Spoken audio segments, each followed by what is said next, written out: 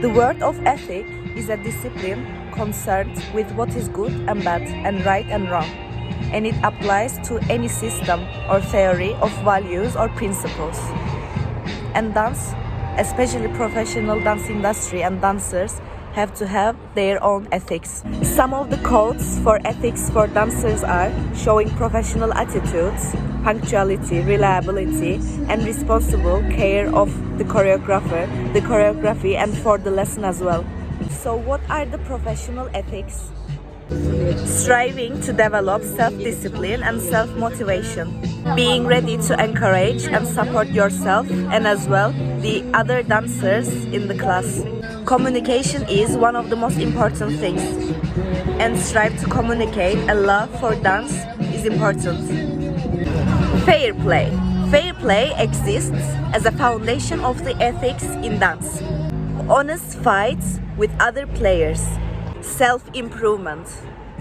So how can we use professional ethics through social media for connecting and networking? As professional and training dancers, we are getting multiple styles of dance from different choreographers. And it's such a normal feeling that we want to post, story, or even share through our social media. The ethical attitude of this situation is, whenever we post something, we should tag the choreographer as well. Because if we post something without tagging that person, it is not ethic. Showing that who was the choreographer and as well saying thank you to express your respect and appreciate. These are the nice and ethic images to yourself as a dancer and as well to the choreographer to reflect through social media. While in classes, creating that appropriate professional practice is significant. It shows respect for both to the teacher and to your dance career as well. If you get a professional job, it is necessary to show your professional attitude in the way of everything, showing positivity to the other dancers and to teacher, showing your disciplinity and being ready to work and you are happy to be there. If you go for a job to apply for an audition, it may not be ethical if you are not prepared, your CV, your showreel, your portraits, your portfolio, your headshots. So we should make sure in this professional industry, we should take care of our responsibilities. Negativity and your negative attitude cannot be ethic. In every atmosphere, there can be things that annoy us. But I think the best thing is to keep these things in ourselves, or maybe just to share with your trusted people, not to talk about anyone or anything behind, because in these kind of situations, everything can spread very fast and this can show your attitude very fast and it can be wrong for you as well. And also these can affect your dance career as well, showing that professional behaviors are such an important thing. As professional dancers, we should change the perception of how to use the social media. First of all, we should cut the stereotypes and respect to other professional dancers in the industry and when we see on the social media. Presentation is also something very important. It's not something about to change, it's just to adjust yourself to any situation. This includes in social media and in the real life as well. Networking on social media. Nowadays, some of the auditions are just being online. You don't need to go face to face to apply.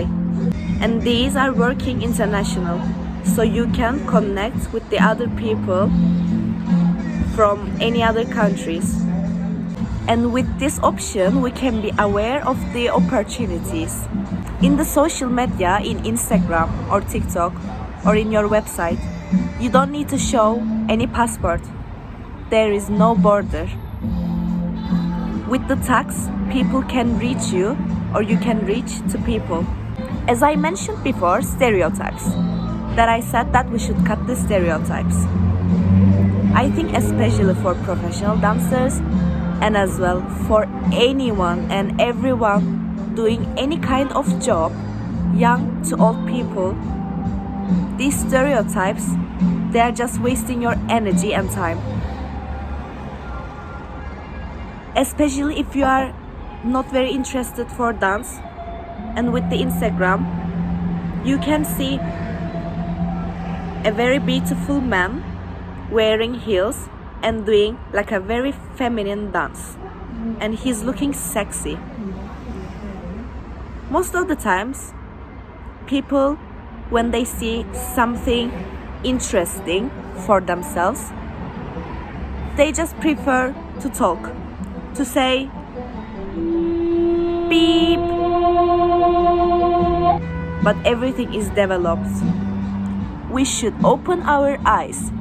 We shouldn't put any limitations to anyone. Sometimes as people, we just need to shut up if there is something that we don't know. This includes for anything as well. My aim is not to judge to anyone, but as well as I am still studying and training to be a professional in my last year. It is true that I am sometimes hearing in my commercial lesson that I or we need to be more feminine because they want to see us like that. I think perception is very significant in this situation, because sometimes for me these type of words, feminine, do more masculine, I feel like they're just pushing me. I feel like they're putting me in a box and I cannot express myself freely. I think dance shouldn't be like that, and it's not. But it's true that in some other jobs, because not everything is the same, any jobs can have their own responsibilities or own aim, own intention, own characterization. I agree with that as well. But I think we shouldn't push people, teachers, choreographers. It's true and it's okay to share your knowledge and to share your information. But while pushing it, make sure the decision should be for the dancer, because sometimes pressure can affect their dance as well. When I feel myself in a very pressure situation, as I said before, I cannot express myself the way that I want, because something is tricking me that, oh, maybe this is not wrong. Sorry, maybe this is not right. Oh, maybe this move is gonna look masculine. But I have another theory. I think it's not important to show with your appearance. I think I want to give an example to myself that I think if I wear a baggy clothes and the movement style is, let's say, commercial and I need to be sexy, I think with that appearance I can be sexy as well. I don't need to wear just very tight clothes. Most of the times I think this dance industry is a bit more like looking like in this way rather than seeing the whole picture. I think it needs to change for any dancer, for us, for young people. Let's give an example for the young dancers. Because of their following and they want to be in the professional industry, they're all seeing that very sexy appearance girls. But what if their style is not like that? Maybe she's gonna think that, oh, I cannot wear this because of my body, because of my character, because of how I feel. So I will never be able to go to the industry. I will never be able to dance behind of the singer as an artist. That's why we shouldn't spread these kind of thoughts and ideas. Everyone should see and should experience this with themselves. Ethnicity. Your ethnicity shouldn't decide, or anyone shouldn't decide what type of job you need to do as a dancer because of your ethnicity. Why most of the times I'm seeing so many similar faces and bodies? Why most of the girls are with blonde hair? At least the thing is, social media is a huge platform, and it's not true that I am just seeing one thing. But with the multiple things, I'm doing a calculation in my head, and it's just like something very specific and specific and specific. But why we cannot be all together? Equality is so important in the sense of gender, sex, diversity, ethnicity. Without this equality, whatever we do, how many times we practice, without that peace, without that motivation and positivity, maybe it's gonna look sick, but the inside is more important.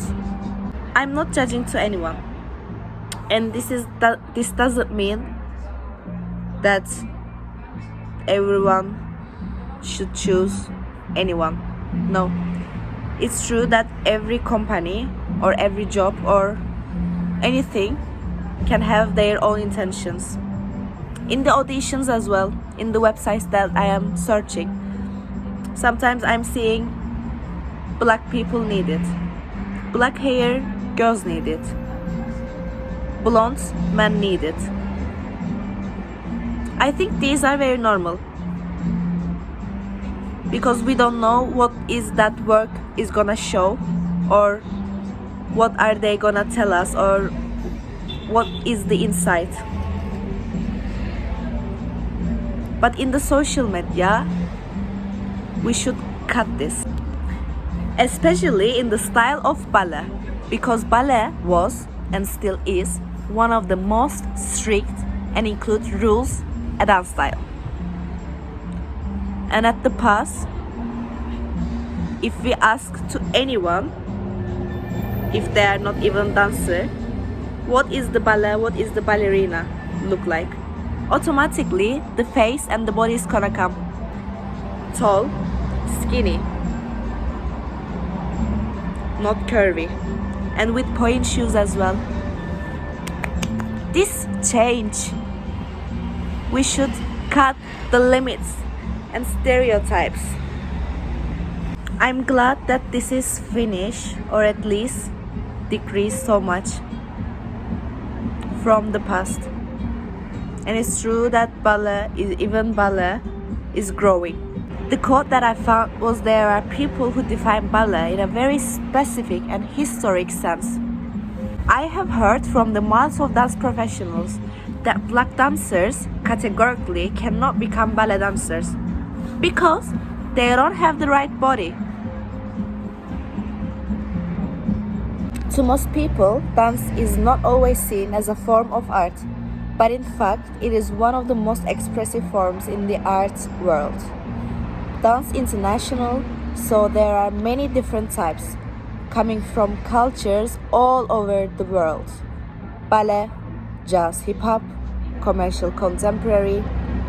As an audience, we look at dance and observe the movements, the music, the facial expressions, the clothing, and the story behind it. But do we notice any gender role patterns? If so, what types of dances or cultures show these gender roles, and are they changing?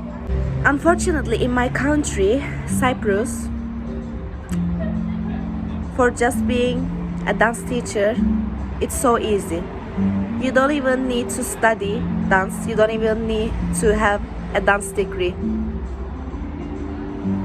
This is not ethic. Do you ever go to a doctor that he or she didn't have a degree and he just wanted to be a doctor and he didn't study this 6 years, 7 years? Maybe he did just one course. He cannot even be a doctor. We should see the dance with the doctors equal way. We should see everything carefully. Let's say you do a job and you didn't get enough money, or maybe they were supposed to give you money but you didn't get it. This is not ethic. We should be aware of these as well.